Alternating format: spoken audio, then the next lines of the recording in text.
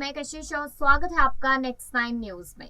राजस्थान में गुर्जर आरक्षण संघर्ष समिति के प्रतिनिधिमंडल और सरकार के बीच 3 दिनों से चल रही वार्ता आखिरकार आज समझौते के बाद खत्म हो गई और सफल भी हो गई। सब यहाँ पर सरकार और संघर्ष समिति के बीच समझौता हो गया है। सरकार ने गुर्जर आरक्षण संघर्ष समिति की सभी मांगों पर सहमति जताते हुए आदेश भी जारी कर दिए गए हैं। इसमें सरकार ने कमेटी भी गठित करने की बात कही है। ये कमेटी 1 महीने के अंदर एमबीसी के अर्ध यात्रियों के पोस्टिंग को लेकर समाधान निकालेगी। गहलोत सरकार और गुर्जर आरक्षण संघर्ष समिति के लिए हुई वार्ता के बाद समझौता हो गया। इसको लेकर गुर्जर नेता विजय बैंसला ने कहा, हम सरकार के समझौते के फैसले से खुश हैं। अब राजस्थान में राहुल गांधी की यात्रा का स्वागत किया जाएगा। उन्होंने बताया कि सभी मांगों पर सहमति बन गई। इसको लेकर पूरे समाज में खुशी की लहर है।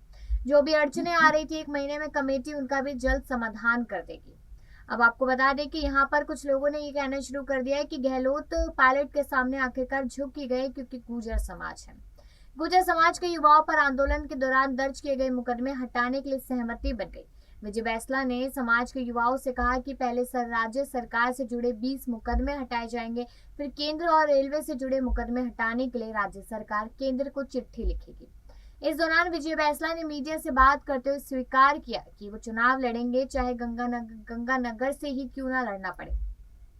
राजस्थान सरकार की ओर से मंत्री अशोक चांदना और देव नारायण बोर्ड अध्यक्ष जोगेंद्र सिंह अवाना मीडिया से रूबरू हुए। उन्होंने कहा कि 3 दिन से चल रही गुर्जर आरक्षण संघर्ष समिति और सरकार के बीच वार्ता सफल हो गई। उन्होंने कहा कि दोनों पक्षों के बीच सौहार्दपूर्ण वातावरण में वार्ता हुई, जिसका आज चौथे दिन जाकर समाधान निकल गया है। यही सारी जानकारी लगातार सामने आती नजर आई और कयास ये लगाए जाने लगे कि गहलोत पायलट के सामने झुक गए। अब वो मांगों के बारे में भी बात कर लेते हैं कि कौन सी मांगों पर सहमति बनती नजर आई। सबसे पहली, एमबीसी समाज को मिलेगी भर्तियों में बैकलॉग का फायदा, ये सबसे पहली है। दूसरी सामने आई कि रीट के 272 और 1250 पदों के लिए मामले में बनाई गई कमेटी 1 महीने में रिपोर्ट देगी। तीसरी बात सामने आई कि गुर्जर आंदोलन के दौरान दर्ज सभी मुकदमे वापस लेगी राजस्थान सरकार।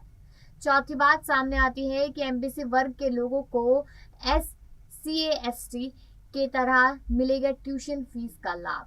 पांचवी बात सामने आती है कि देवनारायण योजना के लाभार्थी छात्रों को अटकी छात्रवृत्ति 15 दिन में जारी की जाएगी, यानी कि स्कॉलरशिप। छठी बात आती है कि पिछले कुछ सालों से सरकार से हुए समझौते तत्काल प्रभाव में लागू किए जाएंगे।